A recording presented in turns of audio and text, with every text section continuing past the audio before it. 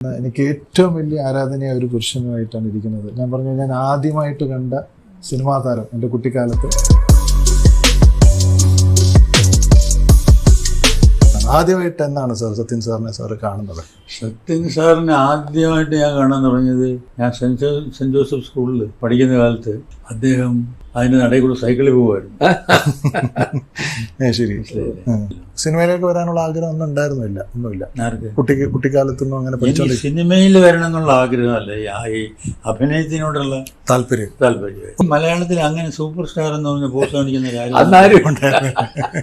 അന്നത്തെ കാലത്ത് എനിക്കൊന്ന് ഡയലോഗ് ഒക്കെ പഠിച്ചിട്ടാണല്ലേ, ഒരുപാട് കാണാൻ പാഠം പഠിച്ചിട്ടാണ്, ഒരുപാട് കാണാം. വികാരം എല്ലാം ഉൾക്കൊണ്ട ഡയലോഗ് പറയണം അല്ലേ?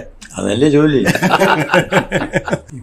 ഓരോ ഇൻസിഡൻസ് ആലോചിച്ച് നോക്കുമ്പോൾ പലതും മറക്കാനൊക്കെ. വേറെ ഏതൊക്കെ 50 വർഷത്തിന് മുമ്പുള്ള കാര്യമാണ്.